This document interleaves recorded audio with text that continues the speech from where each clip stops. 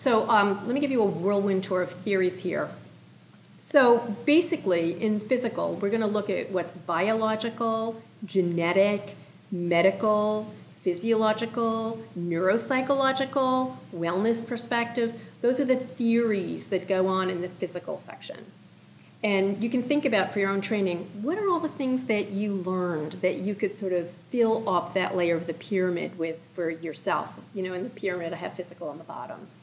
Then the environment, you know, what are the organizational theories you know, the systems perspective you know, the things you know about dynamics, cultural orientations, diversity, the power of context, and how can you kind of fill up the E level?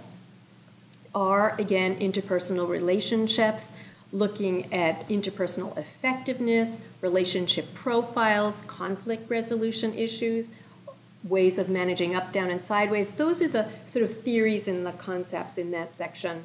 And again, feelings, looking at emotional intelligence, emotional profiles, positive and negative triggers, resonant leadership, primary leadership.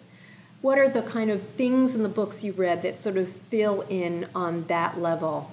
Then, of course, effective thinking. How can you look at, you know, what are hotspots for people, cognitive hotspots, leadership agility, intellectual agility, cognitive style? What are all the sorts of things on that level? Then continuity. This is actually, when you think of the past, I also think of, okay, what are the concepts from psychoanalysis that are useful for coaches? Certainly there's places at INSEAD and ESMT where analytic coaching is the primary thing they do. But I think of, you've heard of repetition compulsion, how, you know, if you're alcoholic father, you marry an alcoholic husband. What about positive repetition compulsion, where maybe you've come from a wonderful family, or despite the pain of your family, there were wonderful things that happened, and how do you recreate that wherever you go? So there's really ways to kind of take all these major theories, turn them inside out if they're pathology-oriented, to pull in the part that's strengths-oriented and see how can we use it in our coaching, and what tools and things have we learned. So that's with the past, the present, there's mindfulness, there's all kinds of ways of how we can really optimize the present and the future.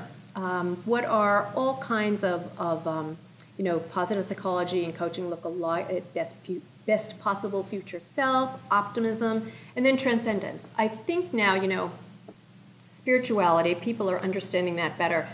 Did you know that there's actually many research studies on how people accessing spirituality pops up their performance?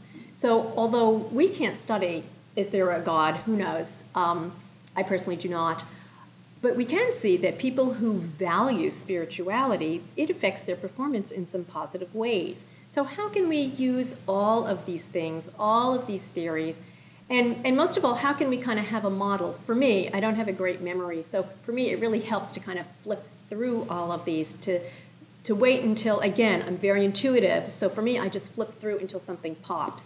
If you're more of, on the Myers-Briggs, more of a judger type, you may want to develop this into a structure that works for you. Whichever way, I hope that this masterclass and these concepts will help you in your coaching practice and you as a coach. Thanks.